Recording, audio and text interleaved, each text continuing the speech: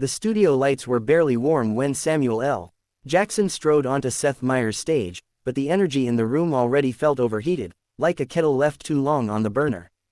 The band hit their cue with extra punch, the crowd leapt to its feet, and Jackson acknowledged them with a practiced wave that was half charm, half command. He wore a dark jacket with a sharp cut, the kind that made it clear he hadn't come to play a caricature of himself. As he crossed the stage, he gave Seth a firm handshake, held it a second longer than usual, and flashed a grin that didn't quite reach his eyes. It was subtle, the kind of detail only people who'd watched him for decades would notice, but it was there. They sat. The applause rolled on, then tapered into that soft studio hush where every breath suddenly mattered. Seth launched into the usual warm-up, praising Jackson's career, joking about how he seemed to appear in every major franchise known to humanity. Jackson laughed, deep and genuine at first, leaning back in his chair, one ankle resting on his knee. The audience relaxed. This was familiar territory. This was safe. But safe never lasts long when someone like Samuel L. Jackson is involved. Seth pivoted into a story about fans being intimidated to meet Jackson in real life, teasing that some people half expected him to shout one of his iconic lines at the grocery store. The crowd laughed. Jackson smiled, nodded, even chuckled along. "People project," he said lightly.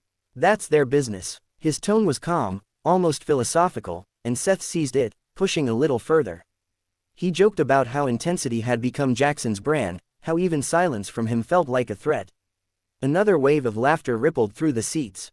Jackson's smile tightened. He leaned forward, elbows on his knees, eyes locked on Seth now, not unkindly, but with a focus that sharpened the room.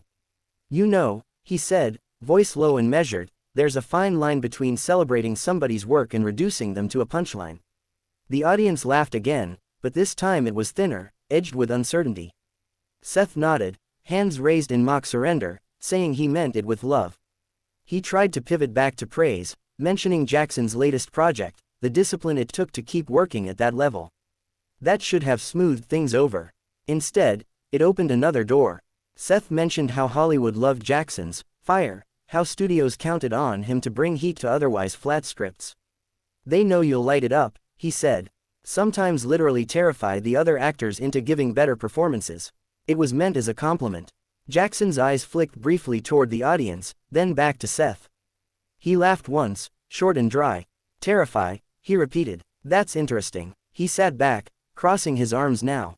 "You ever notice how certain actors get called passionate, and others get called intimidating, for doing the exact same thing?" A murmur moved through the crowd. This wasn't on the card. Seth shifted in his chair, sensing the tonal change, but nodded, encouraging him to continue. Jackson did. "I show up prepared. I expect the same. Suddenly I'm scary. Somebody else raises their voice, they're a genius." His words were calm, but each sentence landed with weight. The laughter had fully drained from the room, replaced by a tense attentiveness. Seth tried to interject, joking about late-night TV not being the place for a sociology lecture, smiling wide, trying to keep it breezy. Jackson turned his head slightly, the smile gone now. "Nah," he said. "See, that's the thing. This is exactly the place." He leaned forward again, finger tapping once against the arm of his chair. "Because people watch this and think it's all jokes.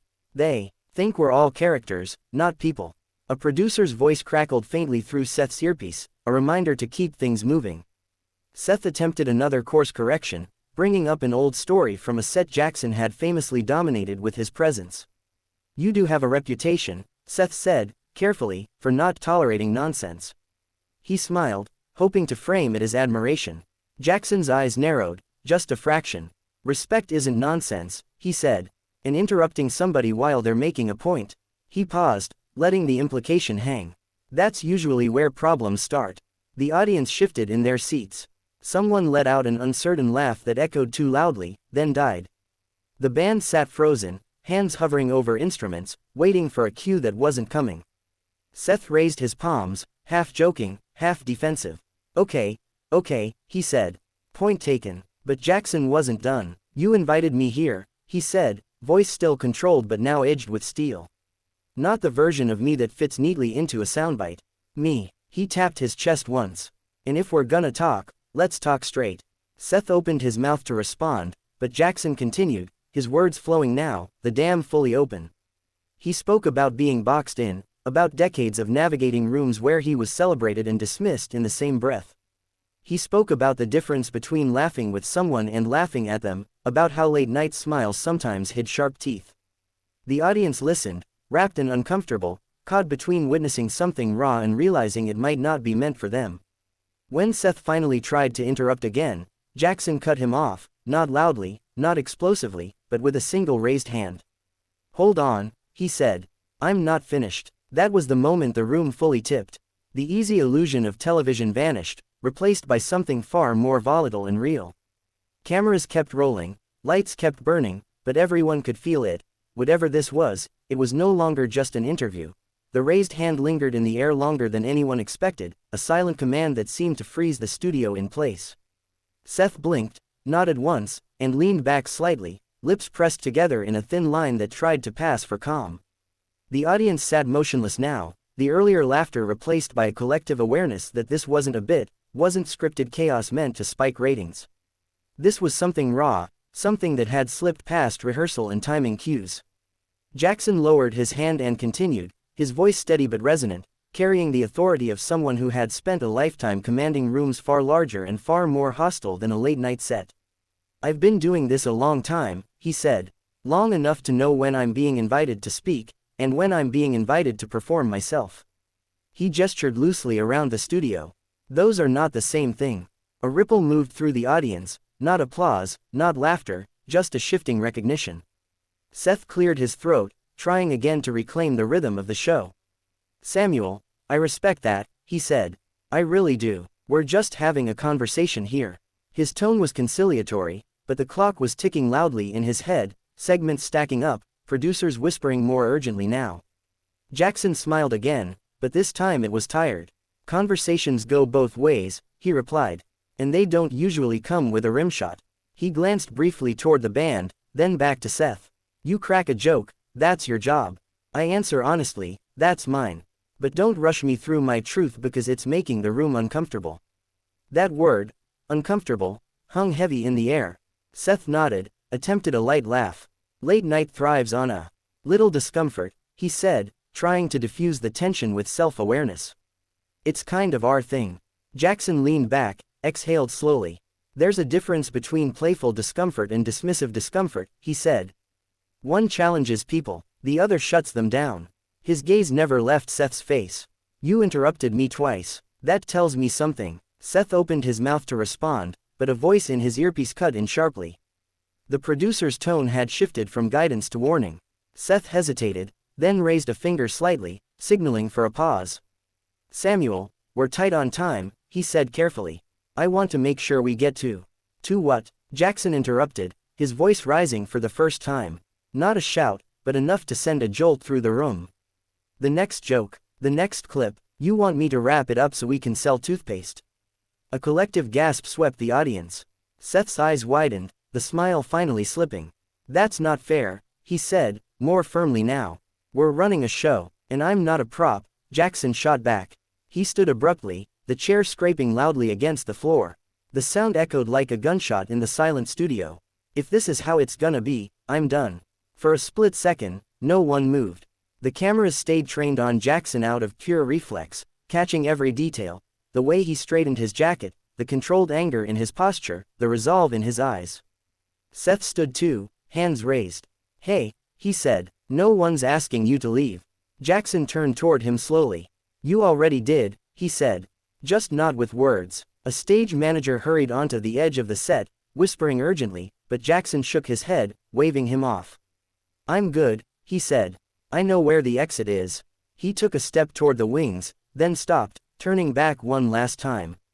"You want intensity. That's intensity. Truth doesn't always come with a laugh track." Security appeared, not aggressive, just present, their posture signaling protocol rather than confrontation. The audience watched in stunned silence as Jackson walked past them, disappearing behind the curtain. Only after he was gone did the room seem to exhale, a rush of nervous murmurs filling the void he left behind. Seth stood there for a moment longer, then turned back to the desk. He forced a laugh that cracked halfway through. "Well," he said, tapping his cue cards against the wood. "That was something." The band hesitated, then played a soft, uncertain transition riff as the cameras pulled back. "We're going to take a quick break," Seth added, his voice steadier now. "We'll be right back." The screen faded, but backstage was chaos. Jackson moved quickly down the corridor, footsteps sharp against the concrete floor. A producer jogged to catch up, apologizing, explaining, promising conversations later. Jackson listened without slowing, then stopped abruptly, turning to face him. "I don't need an apology," he said. "I need people to listen when I'm speaking." The producer nodded, flustered, and Jackson continued on, pushing through a side door into the cool night air. Within minutes, clips were already spreading. Phones buzzed in pockets backstage. Assistants huddled over screens, watching the moment replay from different angles, captions already framing the narrative. Blow up, meltdown, unhinged. Others pushed back just as fast, praising Jackson for refusing to be talked over, for calling out a system that thrived on control disguised as charm.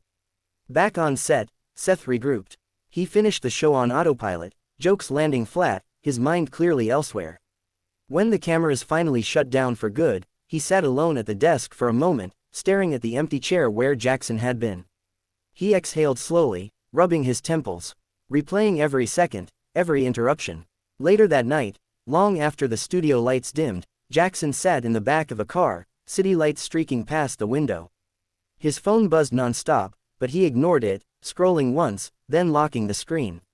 He opened a notes app, typed a single line, and posted it without embellishment: "Respect isn't a punchline." By morning, it was everywhere. Debates raged across screens large and small. Some said he'd gone too far. Others said he hadn't gone far enough. But one thing was undeniable. A late-night interview meant to fill a segment had turned into a moment people couldn't stop talking about, a collision between entertainment and honesty, between comfort and confrontation. And whether anyone liked it or not, Samuel L. Jackson had walked off that stage on his own terms, leaving behind a silence louder than any applause.